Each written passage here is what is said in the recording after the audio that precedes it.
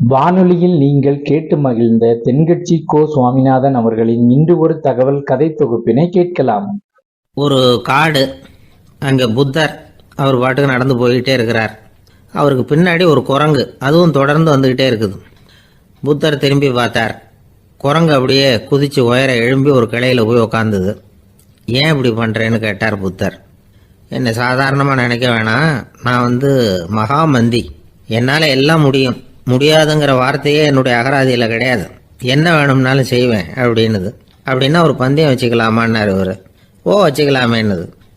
வேற ஒன்றும் இல்லை, இப்போ நீ மேலே எழும்பி அந்த கிளையில் உட்காந்தது மாதிரி அங்கேருந்து தாவி என் உள்ளங்கையில் உட்காரணும், அவ்வளவுதான் அப்படின்னார். அப்படி உட்காந்துட்டா என்ன பரிசு அப்படின்னு கேட்டது அது. சொர்க்கத்தில் இருக்கிற மாமன்னன் மரகத சக்கரவர்த்தியை என்னோட இருக்கும்படியாக கூப்பிட்டுக்கிறேன். அந்த சமயத்தில் அவருடைய அரியணை அங்கே காலியாயிடும், நீ அதில் போய் உக்காந்துக்கலாம். பந்தயத்தில் தோத்துட்டா ஒரு கல்ப காலம் இந்த பூமியில் வாழ வேண்டியிருக்கும், அதுக்கு பிறகு தான் என்கிட்ட வர முடியும், என்ன சொல்கிற அப்படின்னார். குரங்குக்கு தாவறது ஒரு பெரிய காரியமா? இது எனக்கு ரொம்ப சாதாரண விஷயம், என்ன இப்போவே தாவட்டுமா அப்படின்னுது. சரின்னு சொல்லி உள்ளங்கையை நீட்டினார். அவருடைய கை தாமரை இலை அளவுக்கு அப்படியே விரிஞ்சுது. குரங்கு சௌகரியமாக உட்கார்றதுக்காக. குரங்கு தாவறதுக்கு தயாராச்சு. அதுக்கு முன்னாடி ஒரு சின்ன யோசனை. அதுக்கு இந்த கிளையிலேருந்து அந்த கைக்கு தாவறது எனக்கு ரொம்ப அற்பமான ஒரு வேலை, இது ரொம்ப சாதாரணம், என்னுடைய கௌரவத்துக்கு இது சரியாக இருக்காது. அதனால் நான் என்ன பண்ண போகிறேன்னா, இங்கேருந்து கிளையிலேருந்து அப்படியே உயர எழும்ப போகிறேன். எழும்பி மேல் உலகம் போய் அங்கே ஒரு சுற்றி விட்டு அதுக்கப்புறம் அங்கேருந்து நேராக இந்த கையில் உட்கார போகிறேன் அப்படின்னு நினச்சது. என்ன யோசிக்கிற அப்படின்னார் புத்தர். ஒன்றும் இல்லை, இந்த பாயிரம் பார் அப்படின்னு சொல்லி தாவி உயர போயிட்டுது. கொஞ்ச நேரத்தில் வான உலகத்துக்கே போய் சேர்ந்துட்டுது. அங்கே போய் பார்த்தா அங்கே ஒரு 5 பளிங்கு தூண்கள் இளம் சிவப்பு நிறத்தில் நின்றுக்கிட்டு இருக்குது. குரங்கு நினச்சிக்கிட்டுது, புத்தர்கிட்ட போய் இந்த பளிங்கு தூண்களை பார்த்தோம்னு சொன்னால் அப்படியே திகைச்சு போயிடுவார், இந்த தூணில் ஏதாவது அடையாளம் செஞ்சுட்டு போகணும் அப்படின்னு அந்த இடத்துல மிதந்துக்கிட்டே நினச்சிது. உடனே ஒரு தூணில் எழுதிச்சு. என்ன எழுதிச்சுன்னா, ஒரு மகா ஞானி இங்கே வந்துட்டு போகிறார் அப்படின்னு எழுதிச்சு. எழுதிவிட்டு அப்படியே கீழே தாவி புத்தரோட உள்ளங்கையில் உட்காந்துது. எப்படி பார்த்தீங்களா என்னுடைய வேலை? வான உலகத்துக்கே போய் அங்கே இருக்கிற 5 பளிங்கு தூண்களை பார்த்துட்டு அதில் நான் வந்த விவரத்தை எழுதி வச்சுட்டு அதுக்கப்புறம் இங்கே வந்திருக்கிறேன் அப்படின்னுது ரொம்ப பெருமையாக. அப்படியா அப்படின்னார் புத்தர். ஆமாம், சந்தேகமாக இருந்தால் வாங்க, அழைச்சிட்டு போய் காட்டுறேன் அப்படின்னு அந்த குரங்கு. அதுக்கு தேவையில்லை, அப்படியே கொஞ்சம் கீழே குனிஞ்சு பார்த்து தெரியும் அப்படின்னார் புத்தர். அங்கே பார்த்தா புத்தரோட உள்ளங்கை தெரிஞ்சுது. நல்லா உத்து பார்த்துது. அவரோட ஒரு விரலில் அது எழுதிய வாசகம் தெரிஞ்சுது. குரங்கு யோசனை பண்ணிச்சு, அப்படின்னா வானத்தில் நான் பார்த்தது புத்தரோட விரல்களா அப்படின்னு யோசிச்சுது. இதை புரிஞ்சுக்கிட்ட உடனே அந்த குரங்கோட கர்வம் அழிஞ்சு போச்சான். நம்ம மனசு தான் இந்த குரங்கு. மனம்ங்கிறதும் ஆணவம்ங்கிறதும் ஒரு நாணயத்தின் 2 பக்கங்கள். மனம் உள்ளவரை ஆணவமும் இருக்கும். மனம் அழிஞ்சாதான் ஆணவம் அழியும். மனம் அழிய வேண்டும் அப்படின்னு பெரியவங்க சொல்கிறது இந்த அர்த்தத்தில் தான். நம்ம ஆளுங்க சவால் விடுறதெல்லாம் வேறு மாதிரி. ஒருத்தன் ஒரு வாய்க்காலை தாண்டுறேன்னு பந்தயம் கட்டி தாண்ட முடியாமல் வாய்க்காலில் விழுந்து காலை உடச்சிக்கிட்டு கட்டு போட்டுக்கிட்டு வந்தான். ஏன்டா அப்படின்னு கேட்டாங்க. நான் பந்தயம் கட்டின நேரம் சரியில்லை அப்படின்னா. எப்படிறான்னு கேட்டிருக்காங்க. வாய்க்காலில் தண்ணி இருக்கிற நேரமாக பார்த்து பந்தயம் கட்டியிருக்கணும் அப்படின்னா. திபேத் நாட்டில் புத்த மடாலயங்கள் நிறைய உண்டு. அதுக்கு ஒரு தலைமையகமும் உண்டு. அது இந்த திபேத் தலைநகரம் லாசாவில் இருக்குது. ரொம்ப காலத்துக்கு அப்பால் அதை பற்றிலாம் நிறைய விவரங்கள் எழுதி வச்சிருக்கிறாங்க. அது இப்போவும் நமக்கு கிடைக்குது. அதாவது ரொம்ப தூரத்துக்கு அந்தாண்ட மலைகளுக்கு நடுவில் ஒரு கிளை மடாலயம். அந்த மடத்தின் தலைவருக்கு வயசாயிட்டு தான், அதனால் தலைமை பொறுப்பை வேற ஒருத்தர்கிட்ட ஒப்படைக்கலாம் அப்படின்னு முடிவு பண்ணாராம். உடனே ஒரு லாமாவை கூப்பிட்டார். அவர் மூலமாக தலைமை மடாலயத்துக்கு செய்தி அனுப்புனார், பொருத்தமான வாரிசு ஒருத்தரை அனுப்பி வைக்கும்படியாக. அந்த வாலிப லாமா புறப்பட்டார். காடு மேடெல்லாம் நடந்து போகிறார். ரொம்ப நாள் கழித்து தலைமை பீடத்தை அடைஞ்சார். தலைமை குரு கிட்ட விவரத்தை சொன்னார். தகுதியான ஒருத்தரை அனுப்பி வச்சா அழைச்சிட்டு போகிறேன் அப்படின்னார். சரி, நாளைக்கு காலையில் நீங்கள் அவங்க எல்லாரையும் அழைச்சிட்டு போகலாம்னார் அவர். அவங்க எல்லாரையுமா? அங்கே தேவைப்படுறது ஒருத்தர் தானே அப்படின்னார் இவர். ஆமான்னார். அப்புறம் ஏன் எல்லாரையும் அழைச்சிட்டு போக சொல்கிறீங்கன்னார். அது இப்போ உனக்கு புரியாது. நான் ஒரு 100 பிக்குகளை அனுப்புகிறேன், அதாவது பிட்சுகளை. அவ்வளவு பேரையும் அங்கே வச்சு சமாளிக்க முடியாது அப்படின்னாரு இவர். இருந்தாலும் இப்போ அந்த தலைமை குரு என்ன சொன்னார்னா, அதை பற்றி கவலைப்படாத, நான் 100 பேரை அனுப்புகிறேன், அதில் 99 பேர் வழியிலேயே காணாமல் போடுவாங்க, ஒருத்தன் மட்டும்தான் வருவான், அவனும் அங்கே சேர்ந்துட்டானா நீ ரொம்ப கொடுத்து வச்சவன் அப்படின்னார். இவருக்கு ஒன்றும் புரியல. இருந்தாலும் மறுநாள் அந்த வாலிபல் 100 பேரை அழைச்சிக்கிட்டு புறப்பட்டார். போகிற வழியிலேயே பல பேர் அங்கங்கே பிச்சுக்கிட்டு போயிட்டாங்க. அவர் சொன்னது மாதிரியே வழியில் அவங்க ஊர்கள் இருந்தது தான் காரணம். அப்பா அம்மாவை பார்த்துட்டு வரேன் அப்படின்னு கொஞ்சம் பேர் போனாங்க, சொந்த பந்தத்தை பார்த்துட்டு வரேன் அப்படின்னு கொஞ்சம் பேர். ஒரு வாரம் ஆச்சு. இப்போ மிஞ்சினது 10 பேர் தான். வழியில் ஒரு நகரம், அங்கே சில பிட்சுக்கள் சந்திச்சாங்க. எங்கள் மடத்து தலைவர் இறந்துட்டார், உங்களில் யாராவது ஒருத்தர் எங்களுக்கு தலைவராக முடியுமா அப்படின்னு கேட்டாங்க. 10 பேரும் தயார். அதில் ஒருத்தரை அழைச்சிட்டு அவங்க போயிட்டாங்க. இன்னொரு ஊரில் சில பேர் வந்தாங்க, வழி மறிச்சாங்க. நில்லுங்க, எங்கள் மன்னர் மகளுக்கு திருமணம், அதை நடத்தி வைக்க 3 லாமாக்கள் தேவை அப்படின்னாங்க. இப்படி கொஞ்சம் கொஞ்சமாக எல்லாரும் காலி. கடைசியில் 2 பேரும் மிஞ்சினாங்க. அங்கே ஒரு இளம்பெண் எதிரில் வந்தா, எங்கள் அப்பா வேட்டைக்கு போயிருக்கிறாரு, இன்னும் திரும்பி வரல, வீட்டில் வேற யாரும் இல்லை, தனியாக இருக்க பயமாக இருக்கு, யாராவது ஒருத்தர் எனக்கு துணையாக இருக்கணும் அப்படின்னு கேட்டுக்கிட்டா. எங்கள் 2 பேரில் நீயே ஒருத்தரை தேர்ந்தெடுத்துக்கோ, இல்லைன்னா எங்களுக்குள்ள சண்டை வந்துடும் அப்படின்னாங்க. இப்போ மிஞ்சினவர் ஒருத்தர், அவருக்கும் ஒரு சோதனை வந்தது. ஒரு தர்க்கவாதி எதிரில் வந்தான், உன்னோட வாதம் பண்ணணும்னா. இவனோட வாதம் பண்ணுறேன், அது முடிய ரொம்ப காலம் ஆகலாம், தர்க்கத்தில் நான் ஜெயிச்சா அங்கே வரேன், இல்லைன்னா இவருடைய சீடனை ஆயிடுவேன் அப்படின்னார் அவர். கடைசியாக அழைக்க வந்த வாலிபலாமா மட்டும் வெறும் கையோடு திரும்பி போனார். அங்கே இருந்த வயசான மடாதிபதி கேட்டார், எத்தனை பேர் அங்கேருந்து புறப்பட்டீங்கன்னார். என்னையும் சேர்த்து 101ன்னார் அவர். நல்லது, நீயாவது திரும்பி வந்திய, அதுதான் எனக்கு போதும், ஏன்னா நீ தான் எனக்கு உண்மையான வாரிசு, அந்த 100 பேரில் யாரும் வரமாட்டாங்க அப்படின்னார் அவர். ஏன்னா அவருக்கு தெரியும் இவர் ஒருத்தர் தான் திரும்பி வருவாருங்கிறது. திபேத்தில் ஒரு பழங்கால பழமொழி உண்டாம், 100 பேர் செல்லலாம், எப்பொழுதாவது ஒருவன் அபூர்வமாக அடைய வேண்டிய இடத்தை அடைவான். இதுதான் அந்த பழமொழி. ஒரு உன்னதமான இலக்கை அடையணும்னா அது அவ்வளவு சுலபமான காரியம் இல்லை. இந்த காலத்து மடாலயம் ஒன்று, அதில் ஒரு தலைவர், அவருக்கு வயசாயிட்டுது, தனக்கு ஒரு வாரிசை நியமிக்கணும் அப்படின்னு ஆசைப்பட்டார். ரொம்ப கஷ்டப்பட்டு ஒருத்தரை பிடிச்சார், தனக்கு வாரிசா நியமிச்சுட்டு அவர் சமாதி ஆயிட்டார்.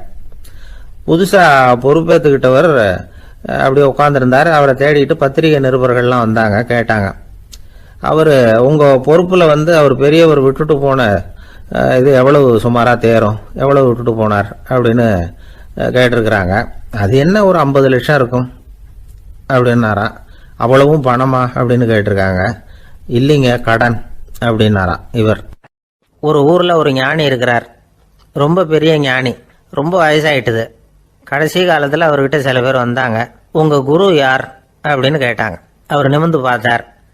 எனக்கு ஆயிரக்கணக்கான குருமார்கள் உண்டு, அவங்க பேரெல்லாம் சொல்லணும்னா இந்த காலம் பத்தாது, ஆனால் முக்கியமான ஒரு 3 பேரை பற்றி மட்டும் உங்களுக்கு சொல்கிறேன் அப்படின்னாராம். அப்புறம் சொன்னார், அந்த 3 பேரில் ஒருத்தன் ஒரு திருடன். ஒரு சமயம் ஒரு பாலைவனம் வழியாக நான் போய்கிட்டு இருந்தேன். அப்போது வழி தவறி போய் ஒரு கிராமத்துக்கு போயிட்டேன். அது இருட்டு நேரம், நடு ராத்திரி, ஊரே உறங்கி போச்சு. அந்த நேரத்தில் ஒரு ஆள் மட்டும் ஒரு வீட்டு சுவத்தில் ஏதோ பண்ணி உள்ளே நுழையிறதுக்கு முயற்சி பண்ணிகிட்டு இருக்கிறான். அவங்கிட்ட போய் நான் இன்னைக்கு இங்கே எங்கே தங்க முடியும் அப்படின்னு கேட்டேன். அதுக்கு அவன், இந்த ராத்திரி வேளையில் அது ரொம்ப சிரமம், ஒரு திருடனோட உங்களால் தங்க முடியும்னா நீங்கள் என்னோட தங்கலாம் அப்படின்னா. நான் அவங்க கூட 1 மாதம் தங்கியிருந்தேன். ஒவ்வொரு நாள் ராத்திரியும் இப்போ நான் என்னுடைய வேலைக்கு போகிறேன், நீங்கள் ஓய்வு எடுத்துக்கோங்க அப்படின்னு சொல்லிவிட்டு போவான். அவன் திரும்பி வந்த உடனே உனக்கு ஏதாவது கிடைச்சிதான்னு நான் கேட்பேன். அதுக்கு அவன், இன்னைக்கு ராத்திரி ஒன்றும் இல்லை, நாளைக்கு மறுபடியும் முயற்சி பண்ணுவேன் அப்படின்பா. எப்பவும் அவன் நம்பிக்கை இழந்ததே கிடையாது, எப்பவும் சந்தோஷமாகவே இருப்பான். நானும் ரொம்ப காலமாக தியானம் பண்ணிக்கிட்டே இருந்தேன், ஒன்றுமே நடக்கலை. ஆனால் நான் என்ன பண்ணேன் தெரியுமா, மனசு வருத்தப்படும், நம்பிக்கை இழந்துருவேன். அப்போல்லாம் அந்த திருடனுடைய விடாமுயற்சி தான் ஞாபகத்துக்கு வரும். அதனால் அந்த திருடன் எனக்கு ஒரு குரு. என்னுடைய ரெண்டாவது குரு யாருன்னா அது ஒரு நாய். இது எப்படின்னா, ஒரு சமயம் எனக்கு ரொம்ப தாகமாக இருந்தது. ஒரு நதியை நோக்கி போயிட்டு இருந்தேன். அப்போ ஒரு நாயும் வந்தது. அதுக்கும் தாகம். ஓடி வந்து ஆற்றை பார்த்தது. அதோட நிழல் வந்து ஆற்றுல தெரிஞ்சுது. அதை பார்த்ததும் பயந்துட்டுது அது. அதாவது அது தன்னுடைய சொந்த உருவத்தையே கண்டு பயந்தது. அதை பார்த்து குறைக்குது, திரும்பி ஓடிச்சு. ஆனால் அதுக்கு தாகம் அதிகமாக இருந்ததுனால அது மறுபடியும் திரும்பி வந்தது. பார்த்தா மறுபடியும் தண்ணியில் நாயோட உருவம் தெரியுது. இப்படி சில தடவை பண்ணிச்சு. இருந்தாலும் கடைசியில் தண்ணியில் குதிச்சுட்டுது துணிஞ்சி. இப்படி குதித்த உடனே அதோட உருவமும் மறைஞ்சுட்டுது. இதை பார்த்தேன். நான் என்ன புரிஞ்சுக்கிட்டேன்னா, எவ்வளவுதான் பயம் இருந்தால் கூட ஒருத்தன் தைரியமாக காரியத்தில் இறங்கணும் அப்படிங்கிறத புரிஞ்சுக்கிட்டேன். இந்த போதனை அந்த நாய்கிட்ட இருந்து எனக்கு கிடைச்சிது. இது ஒன்று. அடுத்தது என்னுடைய மூன்றாவது குரு யாருன்னா அது ஒரு சின்ன குழந்தை. நான் ஒரு சமயம் ஒரு நகரத்துக்கு போனேன். அங்கே ஒரு குழந்தை எரிகிற மெழுகுவத்தி ஒன்று எடுத்துக்கிட்டு வந்தது. நான் அந்த குழந்தைய பார்த்து வேடிக்கையாக கேட்டேன், ஏன் பாப்பா இந்த மெழுகுவத்தியை நீயாவே கொளுத்துனியா அப்படின்னு கேட்டேன். ஆமான்னுது அந்த குழந்தை. சரி, இந்த மெழுகுவத்தி முன்னாடி எரியாமல் இருந்தது, இப்போ எரியுது. இந்த மெழுகுவத்திக்கு வெளிச்சம் எங்கேருந்து வந்தது, அதை எனக்கு காட்ட முடியுமா அப்படின்னு கேட்டேன் அந்த குழந்தைகிட்ட. இதுக்கு அந்த குழந்தை சிரிச்சுக்கிட்டு அந்த மெழுகுவத்தியை ஊதி அணைச்சுட்டுது. அதுக்கப்புறம் என்னை பார்த்து கேட்டுது, இப்போ இந்த மெழுகுவத்தியின் வெளிச்சம் போனதை பார்த்தீங்க இல்லையா, அது எங்கே போச்சுன்னு எனக்கு சொல்லுங்க அப்படின்னுது. அந்த குழந்தை இப்படி கேட்டதும் என்கிட்ட இருந்த ஆணவம் அழிஞ்சுட்டுது. நான் படித்ததெல்லாம் அந்த வினாடியில் சுக்கு நூறாக போயிட்டுது. என்னுடைய முட்டாள்தனத்தை நான் உணர்ந்தேன் அப்படின்னு இவ்வளவும் அந்த ஞானி விவரமாக சொன்னாராம். அதனால் நாம் இன்னார்கிட்ட இருந்து தான் இதை கற்றுக்கணுங்கிறது இல்லை, யாருக்கிட்ட இருந்தும் எதையும் கற்றுக்கலாம். நம்மால் ஒருத்தன் ஒரு நாய் வளர்த்துக்கிட்டு இருந்தான். அந்த நாய்க்கு வால் கிடையாது. யாரோ ஏற்கனவே வெட்டி எடுத்துட்டாங்க. இந்த நாய் தான் சார் எனக்கு குரு, அதுகிட்டே இருந்து கூட நான் பாடம் கற்றுக்கிட்டு இருக்கிறேன் அப்படின்னா. அப்படி என்ன கற்றுக்கிட்டேன் இந்த வால் இல்லாத நாய்கிட்டே இருந்து அப்படின்னு கேட்டோம். நாம் யாருக்கிட்டையும் வாலாட்டக்கூடாது அப்படிங்கிற பாடத்தை அதுகிட்டே இருந்து தான் நான் கற்றுக்கிட்டேன் அப்படின்னா. ஒரு ஊரில் ஒரு ஆள் இருந்தான். அவனுக்கு ஒரே ஒரு மகள். அவளை நல்ல இடத்துல கட்டி கொடுக்கணும்னு ஆசைப்பட்டான். அதுக்காக மாப்பிள்ளை தேடிக்கிட்டு இருந்தான். அவன் கொஞ்சம் வசதியான ஆள். அதனால் நிறைய பேர் வந்தாங்க. இருந்தாலும் ஒரு நல்ல குணமுள்ள மாப்பிள்ளையாக இருக்கணும் அவன் எதிர்பார்த்தான். அப்படி இருக்கணும்னு தொடர்ந்து முயற்சி பண்ணான். கடைசியாக ஒரு 3 பேர் கிடைச்சாங்க. அந்த 3 பேரில் யாரை தேர்ந்தெடுக்கிறது, இதுதான் அவனுக்கு வந்த குழப்பம். இந்த நிலைமையில் ஒரு பெரியவரை தேடி போனான். அவர்கிட்ட தன்னுடைய பிரச்சனையை சொன்னான். அவர் கொஞ்சம் யோசனை பண்ணார். அதுக்கப்புறம் 3 பேரையும் கூப்பிட்டார். இதை பாருங்கப்பா, உங்கள் 3 பேருக்கும் 3 மாத கால அவகாசம் தர்றேன். நீங்கள் இப்போ போகலாம். 3 மாதம் கழித்து திரும்பி வரலாம். அப்படி வரும்பொழுது இந்த 3 மாத காலத்தில் நீங்கள் செஞ்ச நல்ல காரியம் ஏதாவது ஒன்று சொல்லணும். அதை வச்சு உங்களில் ஒருத்தரை நாங்கள் தேர்ந்தெடுத்துக்கிறோம் அப்படின்னு சொன்னாராம். 3 பேரும் சரின்னு சொல்லிவிட்டு திரும்பி போயிட்டாங்க. 3 மாதம் ஆச்சு. அதுக்கப்புறம் ஒரு நாள் திரும்பி வந்தாங்க. அவர் அவங்கள கூப்பிட்டு உட்கார வச்சார். அப்புறம் கேட்டார், இப்போ சொல்லுங்கள், இந்த 3 மாத காலத்தில் நீங்கள் செஞ்சுருக்கிற ஏதாவது ஒரு நல்ல காரியத்தை சொல்லுங்க அப்படின்னார். முதல்ல ஒருத்தன் எழுந்திரிச்சு நின்னான். ஐயா, எங்கள் அப்பா இறந்த பிறகு அவரோட கணக்கு வழக்குகளை எடுத்து பார்த்துக்கிட்டு இருந்தேன். அவர் ஒரு வியாபாரிகிட்ட 10,000 ரூபா கடன் வாங்கியிருக்கிறதாக எழுதியிருந்தார். அந்த வியாபாரியும் இப்போ உயிரோடு இல்லை. இருந்தாலும் அந்த வியாபாரியோட மகனை தேடி கண்டுபிடிச்சேன். கணக்கு புத்தகத்தை காட்டினேன். எங்கள் அப்பா உங்கள் அப்பா கிட்ட 10,000 ரூபா கடன் வாங்கியிருக்கிறதாக இதை எழுதியிருக்கிறார். அதனால் அதை திருப்பி கொடுக்கறதுக்காக வந்திருக்கிறேன். இந்தாங்க அந்த பணம் அப்படின்னு சொல்லி கொடுத்துட்டு வந்துட்டேன் அப்படின்னு நானும். இதை பெரியவர் கவனமாக கேட்டுக்கிட்டார்.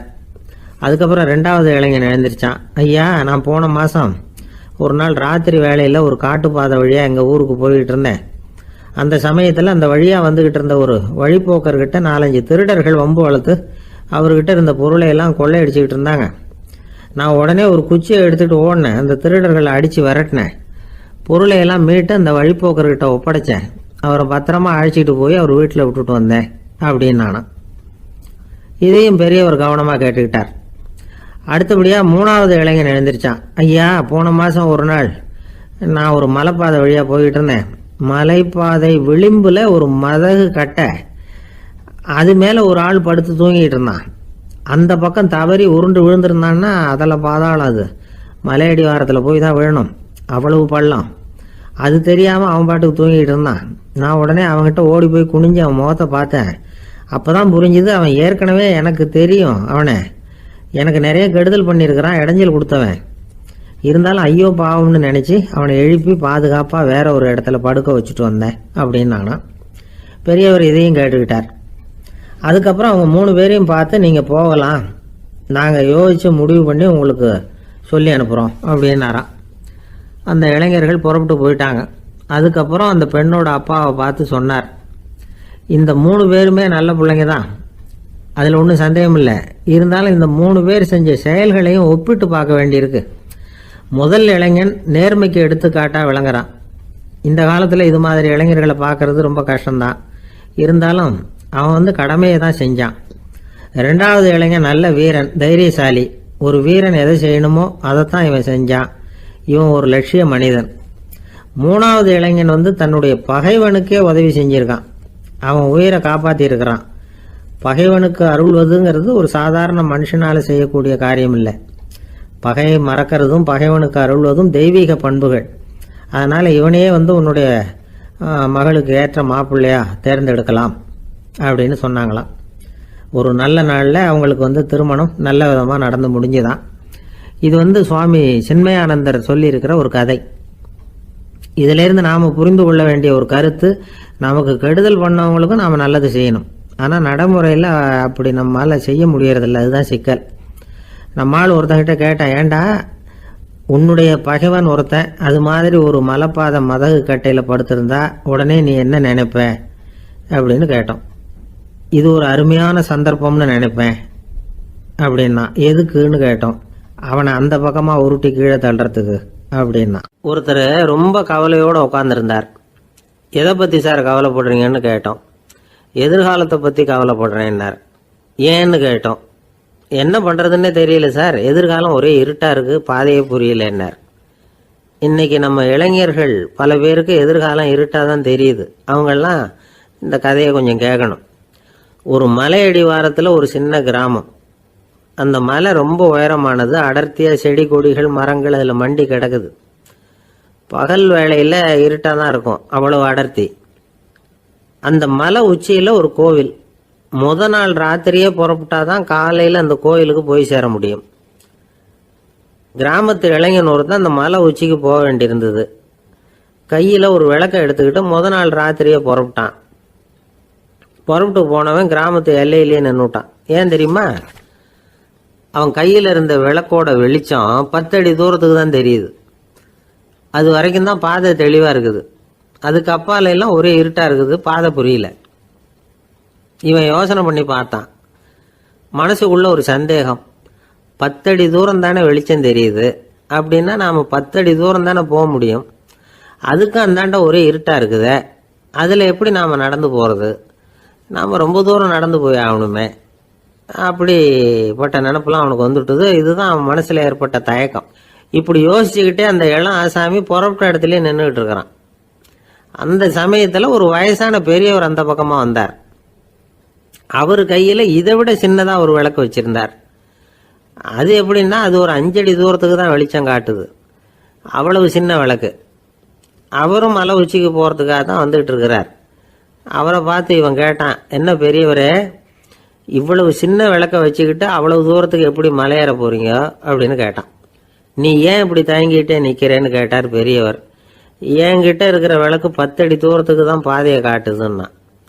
இப்போ பெரியவர் சொன்னார், தம்பி, உன் கையில் இருக்கிற விளக்கு கொடுக்குற வெளிச்சத்தை வச்சு நீ முதல்ல 10 அடி தூரம் முன்னாடி போ. 10வது அடியில் போய் நின்றுக்கிட்டு பாரு, மறுபடியும் ஒரு 10 அடி தூரத்துக்கு பாதை தெரியும். இப்படி உன் கையில் இருக்கிற விளக்கு தொடர்ந்து வெளிச்சம் காட்டிக்கிட்டே இருக்கும். நீ முன்னேற முன்னேற அந்த வெளிச்சமும் முன்னேறும். அதனால் எத்தனை கிலோமீட்டர் தூரம் வேணும்னாலும் நீ இந்த 10 அடி தூரம் வெளிச்சத்தை வச்சுக்கிட்டே நீ போயிடலாம், புறப்படு அப்படின்னார். இப்போதான் அந்த பெரியவர் சொன்னது இளைஞனுக்கு பளிச்சுன்னு புரிஞ்சுதான். உடனே உற்சாகமாக புறப்பட்டான், உச்சிக்கு போய் சேர்ந்தான். இந்த கதையிலேருந்து நாம் புரிஞ்சிக்க வேண்டியது என்ன தெரியுமா? நீண்ட கால திட்டம் ஒன்று போடும் பொழுது நமக்கு முன்னாடி இருக்கிறத மறந்துட்டு மனசை போட்டு குழப்பிக்க கூடாது. உங்கள் கையில் என்ன இருக்கோ அதுலேயே உங்கள் எதிர்காலம் மறைஞ்சிருக்குது. கண் முன்னாடி தெரியறத வச்சு ஆரம்பிங்க, போக போக வழி தானா புலப்படும் அப்படிங்கிறார் ஒரு பெரியவர். பெரிய பயணங்களை எல்லாம் இப்படி தான் நடத்த வேண்டியிருக்கும். ஒவ்வொரு அடியாக எடுத்து வச்சா ஓடி போய் சேர்ந்து விடலாம். மலைச்சு போய் நின்றுட்டா நின்றுக்கிட்டே இருக்க வேண்டியது தான். நம்ம ஆள்லாம் ரொம்ப மோசமாக இருக்கிறாங்க. ஒருத்தன் அப்படி தான் நீண்ட தூர பிரயாணம் ஒன்று புறப்பட்டான். ரயில் போய்கிட்டே இருந்தது. கொஞ்ச தூரம் போச்சு, பாதி வழியில் கையில் வச்சுருந்த டிக்கெட்டை காற்றுல விட்டுட்டான். ஐயோ, என் டிக்கெட்டு போயிட்டுதே அப்படின்னு கத்த ஆரம்பிச்சுட்டான். பக்கத்தில் இருந்த பெரியவர் அவனை பார்த்து பரிதாபப்பட்டு, கவலைப்படாத தம்பி, போனா போகுது, வேற டிக்கெட் வாங்கிக்கலாம் அப்படின்னு ஆறுதல் சொன்னார். அதுக்கு அவன் சொல்கிறான், சார், நான் அதுக்காக அழலை, அந்த டிக்கெட்டு கிடைச்சா தானே நான் எந்த ஊருக்கு போகணுங்கிறது எனக்கு தெரியும் அப்படிங்கிறான். ஒரே ஒரு ஊரில் ஒரு பாதிரியார் இருந்தார். ரொம்ப நாள் சந்தோஷமாக வாழ்ந்தார். ஒரு நாள் அவர் மடத்து சமையல் அறையில் பாத்திரங்களை கழுவி துலக்கி சுத்தப்படுத்திக்கிட்டு இருந்தார். அந்த சமயத்தில் ஒரு தேவதூதன் அவர் முன்னாடி வந்து நின்னான். இவர் நிமிர்ந்து பார்த்தார். ஆண்டவர் என்னை உங்ககிட்ட அனுப்பியிருக்கிறார், பரலோகத்தில் வாசம் செய்யறதுக்கு உங்களுக்கு நேரம் வந்துட்டுது அப்படின்னு அந்த ஆள். ஆண்டவருக்கு என்னோட ஞாபகம் வந்ததுக்கு நன்றி. ஆனாலும் இப்போ இங்கே நீயே பாரு, எவ்வளவு பாண்டங்கள் பாக்கி இருக்கு, இவ்வளவையும் நான் சுத்தப்படுத்த வேண்டியிருக்கு. நான் நன்றி கெட்டவனாக இருக்க விரும்பலை. இந்த பணியை முடிக்கிற வரைக்கும் என்னுடைய பரலோக வாழ்வை தள்ளி வைக்க முடியுமா? நீ என்ன நினைக்கிற அப்படின்னு கேட்டார். தேவதூதன் தனக்கே உரிய விவேகத்தோட அன்போட பாதிரியாரை பார்த்தான். சரி, என்ன செய்யலாம்ங்கிறத அப்புறம் சொல்கிறேன் அப்படின்னு சொல்லிவிட்டு புறப்பட்டு போயிட்டான். ஒரு நாள் அந்த பாதிரியார் தோட்டத்தில் உள்ள களைகளை எல்லாம் ஒரு களை கொத்தியால் கொத்தி களை எடுத்துக்கிட்டு இருக்கிறார். அந்த சமயத்தில் இந்த தேவதூதன் மறுபடியும் அவர் முன்னாடி நிற்கிறான். பாதிரியார் பார்த்தார். இதை பாரு, இந்த தோட்டம் பூராவும் எவ்வளவு களை மண்டி கிடக்கு, பரலோகம் கொஞ்ச காலம் எனக்காக பொறுத்திருக்கலாம்னு நீ நினைக்கிறியா அப்படின்னு கேட்டார். தேவதூதன் சிரிச்சுக்கிட்டே மறுபடியும் மறைஞ்சிட்டான். மறுபடியும் அவர் களை எடுக்கிறது, தானிய களஞ்சியத்துக்கு வர்ணம் பூசுறது, இப்படிப்பட்ட வேலைகளில் ஈடுபட்டிருக்கார். இன்னொரு நாள் ஒரு மருத்துவமனையில் நோயாளிகளை கவனிச்சுக்கிட்டு ரொம்ப தீவிரமாக இருக்கிறார் அந்த பாதிரியார். ஒரு நோயாளியோட தாகத்துக்கு தண்ணீர் கொடுத்துட்டு நிமிர்ந்து பார்க்குறப்போ தேவதூதன் மறுபடியும் அவர் முன்னாடி நிற்கிறான். இந்த தடவை பாதிரியார் தன்னலமற்றவராக பேரன்பை காட்டக்கூடிய வகையில் தன்னுடைய 2 கைகளையும் உயர்த்தியபடி தேவதூதனின் கவனத்தை பிணியால் வாடக்கூடிய நோயாளிகளின் பக்கம் திருப்பினாராம். தேவதூதன் ஒன்றும் சொல்லலை, மறைஞ்சிட்டான். அன்னைக்கு சாயந்தரம் பாதிரியார் மடத்தில் உள்ள தன்னுடைய அறைக்கு போய் இளைப்பாறினார். யோசிச்சு பார்த்தார். தேவதூதனையும் தேவதூதனின் விருப்பத்தையும் பல நாள் தள்ளி போட்டு வந்ததையும் அவர் ரொம்ப நினச்சி பார்த்தார். திடீர்னு தான் முதுமை அடைகிறதையும் சோர்வு அடைகிறதையும் உணர்ந்தார். ஆண்டவரை நினைச்சார். ஆண்டவரே, உம்முடைய தூதனை மறுபடியும் என்கிட்ட அனுப்புனா நான் சந்திக்கிறதுக்கு ஆவலாக இருக்கேன் அப்படின்னு சொல்கிறப்பவே தேவதூதன் பக்கத்தில் நின்னான். பாதிரியார் நிமிர்ந்து பார்த்தார். நீ இப்போவே என்னை அழைச்சிக்கிட்டு போக விரும்பினா நான் பரலோகத்துக்கு வர்றதுக்கு தயாராக இருக்கேன்னார். தேவதூதன் அந்த பாதிரியாரை அன்போடவும் விவேகத்தோடவும் பார்த்து, நீங்கள் என் கூட பரலோகத்துக்கு வர்ற தயாராக இருக்கிறதா சொல்கிறீங்க, ஆனால் நீங்கள் இதுவரைக்கும் வேற எங்கே இருந்ததா நினைக்கிறீங்க அப்படின்னானா. அப்படின்னா இதுவரைக்கும் இருந்த இடம்தான் பரலோகம் அப்படிங்கிறத உணர்த்தியிருக்கிறான். பரலோகம்னா என்னன்னு புரிஞ்சுக்கிறதுக்கு இந்த சம்பவம் நமக்கு உதவியாக இருக்குது. தொண்டு செய்கிறத விட பெரிய செயல் வேற எதுவும் இருக்க முடியாது. அது நம்ம மனசுக்கு கொடுக்குற சுகத்தை வேற எதுவும் கொடுக்க முடியாது. நாம் தொண்டு செய்கிற இடம் தான் அந்த புண்ணிய இடம். ஆனால் இந்த காலத்துல எல்லாம் நாம் தொண்டு செய்யணும்னு நினச்சி ஏதாவது ஆரம்பித்தா கூட அதை ஒரு மாதிரியாக சுற்றி நின்று வேடிக்கை பார்க்க ஆரம்பிச்சிடுறாங்க. ஒரு பெரியவர் அப்படித்தான் ஒரு தொண்டு செஞ்சுக்கிட்டு இருந்தார். ஒரு கோவில் கட்டிக்கிட்டு இருந்தாங்க. அதில் ஒரு இடத்துல ஒரு பலகையை வச்சு ஆணி அடிக்கிற வேலையை செஞ்சுக்கிட்டு இருந்தார் அந்த பெரியவர். ஒரு சின்ன பையன் அதை ரொம்ப ஊக்கமாக அக்கறையாக கவனிச்சுக்கிட்டு இருந்தான். பெரியவர் இதை கவனித்தார். என்னப்பா பார்க்குற, உனக்கும் இது மாதிரி தொண்டு செய்யணும்னு ஆசையாக இருக்கா அப்படின்னு கேட்டார். அதுக்கு அந்த பையன் சொல்கிறான், அப்படி இல்லைங்க, நீங்கள் ஆணி அடிக்கிறப்போ கையில் சுத்தியால் அடிச்சுக்கிட்டா எப்படி துடிப்பீங்க, எப்படி கத்துவீங்கன்னு தெரிஞ்சுக்கிறதுக்காக அதை பார்க்கணும்னு ஆசை, அதுக்காக தான் காத்துக்கிட்டு இருக்கேன் அப்படின்னு நானும். ஒரு அம்மா, அவங்களுக்கு 35 வயசு இருக்கும். குடும்பத்தில் எந்த கஷ்டமும் இல்லை. இருந்தாலும் காரணம் இல்லாமல் பிள்ளைங்க பேரில் கோவப்படுறது, எரிஞ்சு விடுறது அவங்க வழக்கம். பிள்ளைங்க அழும். உடனே அவங்க மனசும் சங்கடப்படும். இன்னொரு அம்மா, நல்ல வேலையில் இருக்கிறவங்க, வாரத்துக்கு ஒரு தடவையாவது தலைவலி வந்துடும். இவங்களுக்கெல்லாம் உடம்புல எந்த கோளாறும் இல்லை, மனசு மட்டும் சரியாக இருக்காது. தூக்க மாத்திரை கையில் வச்சுருப்பாங்க. 30-35 வயசுடைய பெண்களுக்கு சர்வசாதாரணமாக காணப்படுகிற மனக்கோளாறு இது. இதுக்கு பேர் மனவாட்டம், டிப்ரெஷன், மனமடிவு அப்படின்னு சொல்லலாம். இந்த நோய்க்கு அறிகுறி என்ன தெரியுமா? மனசில் வருத்தமான உணர்வு இருக்கும், அடிக்கடி அழலாம் போல தோணும். முன்னால எல்லாம் எந்தெந்த செயலில் ஆர்வம் இருந்ததோ அதெல்லாம் குறைஞ்சிரும், அல்லது சுத்தமாகவே ஆர்வம் இல்லாமல் போயிடும். சில பெண்கள் இளம் வயசில் பக்கத்தில் இருக்கிறவங்க கிட்ட கலகலப்பாக பேசுவாங்க, வீட்டை அலங்கரிக்கிறதுல ஆர்வம் இருக்கும். இப்போ அதுல எல்லாம் ஆர்வம் இல்லாமல் போயிடும். எந்த வேலை செஞ்சாலும் சீக்கிரம் களைப்பு அடைஞ்சுடுறது மாதிரி ஆகிடும். நமக்கு யாருமே உதவியா இல்லை, நம்ம எல்லாரும் கை விட்டுட்டாங்க போல இருக்குதே அப்படிங்கிற உணர்வுலாம் உண்டாகும். தன்னைத்தானே குறை சொல்லிக்குவாங்க, நாம் தப்பு பண்ணிவிட்டோம் போல இருக்குதே அப்படின்னு தோணும். குற்றம் பண்ணிட்டதா நினச்சி கஷ்டப்படுவாங்க. பசி இருக்காது, தூக்கத்தில் தொந்தரவு இருக்கும், அடிக்கடி செத்து போடலாங்கிற உணர்வு வரும், தற்கொலை பண்ணிக்கலாங்கிற எண்ணம் உண்டாகும். சில பேர் தற்கொலை முயற்சியில் கூட ஈடுபடுவாங்க. சில பேருக்கு பலவிதமான உடல் வலிகள் இருக்கும், பலவீனம் இருக்கும், சீக்கிரமாக களைப்படைஞ்சு போடுவாங்க. இதெல்லாம் மனவாட்ட நோய்க்கான தன்மைகள். இந்த மனவாட்டம், அதாவது டிப்ரெஷனை 2 வகையாக பிரிக்கலாமா. ஒன்று தானாக உண்டாக்கிக்கிறது, இன்னொன்று எதிர் விளைவை உண்டு பண்ணுகிற அல்லது நரம்பு சம்பந்தப்பட்ட டிப்ரெஷன்.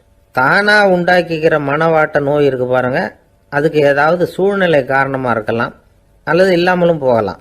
மூளையில் டொப்பாமைன் அல்லது செரட்டோனின் இதோட அளவு குறையும் பொழுது இந்த டிப்ரெஷன் உண்டாகுது. இதுக்கு ஓரளவு பிறவி காரணங்கள் கூட இருக்கலாம், குடும்பத்தில் வேற சிலருக்கும் வரலாம். பாதிக்கப்பட்ட பெண்ணை பார்க்கறதுக்கு பலவீனமாக தெரியும், கடுமையான குற்ற உணர்வு இருக்கும், தனியாக இருக்கிறதுக்கு ஆசைப்படுவாங்க, நடு ராத்திரியில் எழுந்திரிச்சு உட்காந்து கஷ்டப்பட்டுக்கிட்டு இருப்பாங்க, கொடூரமான முறையில் தற்கொலை பண்ணிக்க முயற்சி பண்ணுவாங்க, தீ வச்சுக்கிறது, அமிலத்தை குடிக்கிறது, தூக்கில் தொங்குறது. இப்படி தானாக வரவழைச்சிக்கிற மனவாட்ட நோய் மறையக்கூடிய நோய். ஒரு தடவை வந்தால் 3லேருந்து 6 மாதம் வரைக்கும் நீடிக்கும். இடைப்பட்ட காலங்களில் நோயாளி இயல்பாக இருப்பார். எதிர் விளைவை உண்டு பண்ணுகிற அல்லது நரம்பு சம்பந்தப்பட்ட மனவாட்ட நோய் எப்படின்னா, கணவன் மனைவி மாமியார் மருமகள் இப்படிப்பட்ட உறவு முறை பிரச்சனைகள், தோல்விகள், எரிச்சல்கள், ஆபீஸ் பிரச்சனை, இப்படிப்பட்ட சூழ்நிலையால் உண்டாகிறது. எல்லாத்துக்கும் மருந்து இருக்குது, மார்க்கம் இருக்குது, கவலைப்பட வேண்டியதில்லை, தைரியமாக இருக்கணும். உளவியல் மருத்துவம் இதுக்கு ரொம்ப உபயோகமாக இருக்கும். சில பெண்களை பாருங்கள், அவங்க எதுக்கும் அலட்டிக்கிறது இல்லை. ஒரு அம்மா அப்படி தான் தன்னுடைய கணவனை அழைச்சிக்கிட்டு ஒரு மனநோய் மருத்துவர்கிட்ட வந்தாங்க. டாக்டர், எங்கள் வீட்டுக்காரர் திடீர்னு ஒரு மாதிரி ஆயிட்டார், வித்தியாசமாக நடந்துகிறார். எப்படின்னா, இவர் தன்னையே ஒரு ஒட்டடை பூச்சியாக நினச்சிக்கிட்டு இருக்கிறார். அப்படி நினச்சிக்கிட்டு தன்னுடைய தலையாலேயே வீட்டில் உள்ள ஒட்டடையெல்லாம் தொடச்சிக்கிட்டு இருக்கிறார் அப்படின்னாங்க. எவ்வளவு நாளாக அப்படி இருக்குதுன்னு கேட்டார் டாக்டர். 1 வாரமாக அப்படி இருக்குது அப்படின்னாங்க அந்த அம்மா. அப்படின்னா முன்னாடியே ஏன் அழைச்சிட்டு வரல அப்படின்னு கேட்டார் டாக்டர். வீடு பூரா சுத்தமாகட்டுமேனு பார்த்துக்கிட்டு இருந்தேன் டாக்டர் அப்படின்னாங்களாம் அந்த அம்மா. ஒரு நண்பர் யாருக்கோ ஃபோன் பண்ணிக்கிட்டு இருந்தார். அவர் பேசி முடிச்சதும் நான் அவரை பார்த்து, இப்போ ஃபோன் பண்ணீங்களே, அந்த ஃபோன் நம்பர் என்ன அப்படின்னு கேட்டேன். அவர் தலையை சொரிஞ்சுக்கிட்டார், ஞாபகம் வரலன்னார். சரி சார், அதை விடுங்க, உங்கள் மனைவி பேர் என்ன அப்படின்னு கேட்டேன். மாலதின்னார். என்ன சார் இது வேடிக்கை, கொஞ்ச நேரத்துக்கு முன்னாடி பேசின ஃபோன் நம்பர் மறந்து போச்சு, எப்போவோ கல்யாணம் பண்ணிக்கிட்ட மனைவி பேர் மறக்கலை, அதை கரெக்டாக சொல்லிவிட்டீங்களே அப்படின்னு கேட்டேன். அவர் என்ன ஒரு மாதிரியாக பார்த்தார். அவர் அப்படி என்னை பார்த்ததில் ஒன்றும் தப்பு இல்லை, ஏன்னா நாம் எல்லாருமே அப்படித்தானே, ஒரு குறிப்பிட்ட காரியத்துக்காக தொலைபேசியில் ஒருத்தட்ட பேசுகிறோம், அதுக்கப்புறம் அந்த எண் நமக்கு அனாவசியம், அதனால் மறந்துடுறோம். இதுக்கு பேர் தான் தற்காலிக ஞாபகம். ஆனால் மனைவி பேரை மறந்துட முடியுமா? முடியாது. அது அவசியமான ஒன்று. அடிக்கடி அந்த பேரை உபயோகப்படுத்துகிறோம், அதனாலேயும் அது முக்கியங்கிறதுனாலேயும் அதை மறக்கிறது இல்லை. இதுக்கு பேர் நிரந்தர ஞாபகம். சரி, இந்த தற்காலிக ஞாபகம், நிரந்தர ஞாபகம், இது 2 ஞாபக அளவுகளையும் கட்டுப்படுத்துறது எது அப்படின்னா, மூளைக்குள்ள நடக்கிற மின்சார நடவடிக்கைகள் தான். தற்காலிக ஞாபகம் ஒரு மின்னல் மாதிரி தோன்றி மறையுது. நிரந்தர ஞாபகம் ஒரு படிவம் போல மூளையில படிஞ்சுடுது. ஒரு சம்பவத்தின் பல பிரதிகள் மூளையில பல்வேறு பகுதிகளிலேயும் படியறதுனால ஒன்னு மறைஞ்சாலும் மறந்தாலும் இன்னொன்னு மறையறதில்ல. இப்படிப்பட்ட நிலைமையில தான் இந்த தொண்டையில இருக்கு வாயில வரமாட்டேங்குது சார் அப்படிமா. ஒருத்தருக்கு எந்த துறையில ஆர்வமும் ஈடுபாடும் அதிகமோ அது சம்பந்தமான ஞாபக சக்தி அதிகமா இருக்கும். தொழிலை விரும்புகிற ஒரு டெலிபோன் ஆபரேட்டருக்கு எண்கள்லாம் நல்ல ஞாபகம் இருக்கும். அது மாதிரி கவிஞர்களுக்கு வார்த்தைகள் நல்ல ஞாபகத்தில் இருக்கும். இது ஒரு பக்கம் இருந்தாலும் ஒரு மூளை எண்களை விட எழுத்துக்களை விட படங்களை ரொம்ப சுலபமா ஞாபகத்தில் வச்சுக்குது. புரிஞ்சுக்கிற தன்மை, அனுபவம், புத்தி கூர்மை இது கூடி குறையறத பொறுத்து ஞாபக சக்தியும் ஏறும் இறங்கும். இப்போ உதாரணத்துக்கு ஒரு பையனுக்கு படிச்சது எதுவும் ஞாபகத்தில் இல்லைன்னா அவன் அதை சரியா புரிஞ்சுக்கலன்னு அர்த்தம். இந்த மறதிங்கிறது எந்த சமயத்தில் ஒரு பிரச்சனை ஆகுது தெரியுமா? உங்களுக்கு வேண்டியப்பட்ட ஒருத்தரை ஞாயிற்றுக்கிழமை சாயந்தரம் சரியா 5 மணிக்கு கடற்கரைக்கு வர சொல்லிவிட்டு அந்த நேரத்தை மறந்துட்டா அது பரவாயில்ல, வர சொன்னதையே மறந்துட்டாதான் நிலைமை மோசம்னு அர்த்தம். இப்படி இருந்தா இது சிகிச்சை எடுத்துக்க வேண்டிய நிலைமைங்கிறத புரிஞ்சுக்கணும். ஆமா, இதுக்கும் மருந்து இருக்கு. ஆனா மூளை குறிப்பிட்ட அளவுக்கு கீழே இயங்குறப்போ இன்னொன்னு சொல்லுவாங்க, இந்த நியூரோ டிரான்ஸ்மிட்டர் அப்படின்னு சொல்லுவாங்க. அப்படிங்கிற மூளை ரசாயனம் ரொம்பவும் குறைஞ்சி போறப்போ மட்டும்தான் உபயோகப்படும். டாக்டர் என்ன சொல்றாங்க தெரியுமா? மூளையை பொறுத்த வரைக்கும் அதுல ஞாபக சக்தி அதிகமா உள்ள மூளை, மறதி உள்ள மூளை அப்படின்னு ஒன்றும் கிடையாது அப்படிங்கிறாங்க. நினைவு வச்சுக்கிறதுக்கு பயிற்சி அளிக்கப்பட்ட மூளை, பயிற்சியற்ற மூளை அப்படின்னு வேணும்னா சொல்லலாம் அப்படின்னு சொல்றாங்க. அதனால நம்ம ஞாபக சக்திங்கிறது நம்ம கிட்ட இருக்கிற பயிற்சி, முயற்சி இதை பொறுத்து தான் அமையும். ஒருத்தர் ஒரு பென்சிலை எங்கேயோ வச்சுக்கிட்டு தேடிக்கிட்டு இருந்தார். அப்புறம் என்னமோ தீவிரமா யோசனை பண்ணி அதை ஞாபகப்படுத்தி பார்த்துக்கிட்டு இருந்தாராம். எதிரில் உட்கார்ந்து இருந்தவர் சொன்னார், பென்சிலை தானே தேடிட்டு இருக்கீங்க, அது உங்க வலது காதுல இருக்குது சார் அப்படின்னாராம் அவரு.